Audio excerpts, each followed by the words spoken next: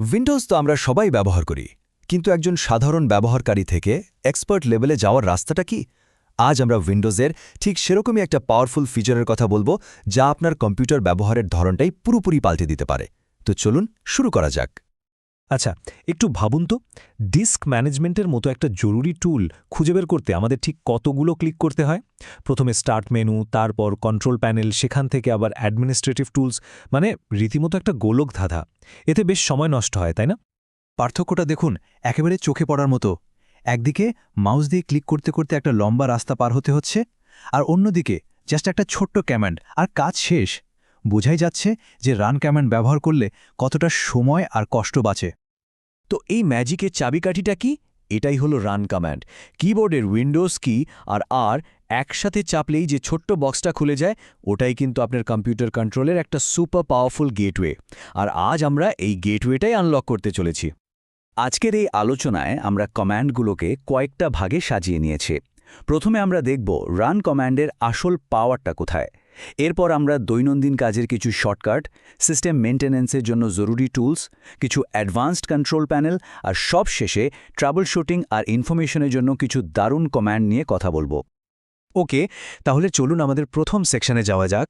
এখানে আমরা দেখব ক্লিক করার বদলে কমান্ড দিয়ে কাজ করলে কম্পিউটারের সাথে আমাদের ইন্টারঅ্যাকশনটা কতটা ফাস্ট আর এফিশিয়েন্ট হয়ে যায়। এর সবচেয়ে সহজ আর বেসিক ব্যবহারটা দিয়েই শুরু করি। ধরুন কোনো ড্রাইভ খুলতে হবে। এখন আর মাই কম্পিউটার বা দিস পিসিতে যাওয়ার দরকার নেই। জাস্ট রানবক্সে ড্রাইভের লেটারটা লিখুন, যেমন সি অথবা ডি, সাথে একটা কোলন দিয়ে এন্টার চাপুন। ব্যাস, সাথে সাথে ড্রাইভ ওপেন। বেশ, এবার চলুন এমন কিছু কমান্ড দেখে নেই যেগুলো আমাদের প্রতিদিনের ছোটখাটো কাজগুলোকে একদম চোখের পলকে করে দেবে। এগুলো একবার অভ্যাস হয়ে গেলে আর ছাড়তে ইচ্ছে করবে না। এই দেখুন, এখানে আমাদের প্রতিদিনের কিছু কাজের কমান্ড আছে। চটজলদি ক্যালকুলেটর খোলার জন্য ক্যালক, কিংবা অনস্ক্রিন কিবোর্ডের জন্য ওএসকে। টাস্ক ম্যানেজার বা ক্যারেক্টার ম্যাপের জন্য শর্টকাট আছে। এমনকি আপনার ফেভারিট ব্রাউজার যেমন ক্রোম, সেটাও এক কমান্ডে খোলা সম্ভব। এই টাস্ক এমজিআর কমান্ডটা কিন্তু একটা লাইফ সেভার। ধরুন কোনো একটা অ্যাপ হ্যাং করে গেছে আর কিছুতেই ক্লোজ হচ্ছে না, কি করবেন? জাস্ট রান বক্সে টাস্ক এমজিআর লিখে এন্টার চাপুন, টাস্ক ম্যানেজার খুলে যাবে। ওখান থেকে এক ক্লিকে ওই প্রোগ্রামটা বন্ধ করে দিতে পারবেন। দারুণ না? ঠিক আছে, এবার আমরা এমন কিছু কমান্ড নিয়ে কথা বলবো যেগুলো আপনার পিসির জন্য অনেকটা ডাক্তারের মতো কাজ করে।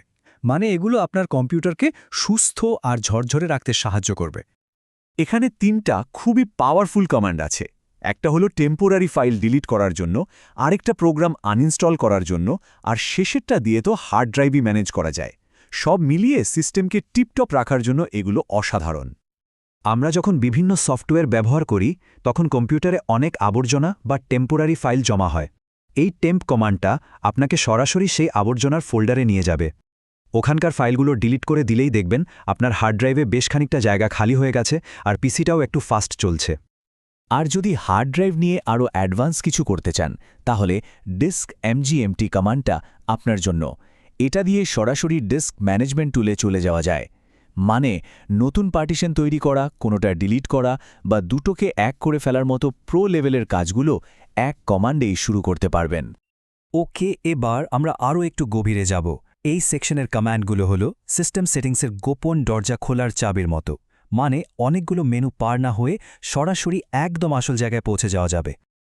এগুলো সব হলো কন্ট্রোল প্যানেলের বিভিন্ন সেকশনের ডাইরেক্ট শর্টকাট।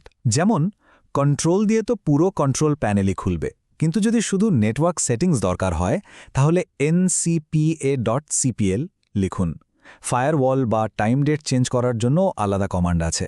মানে যেটায় যাবেন সরাসরি সেখানে। নেটওয়ার্ক নিয়ে সমস্যায় পড়েননি এমন মানুষ খুঁজে পাওয়াই মুশকিল, তাই না?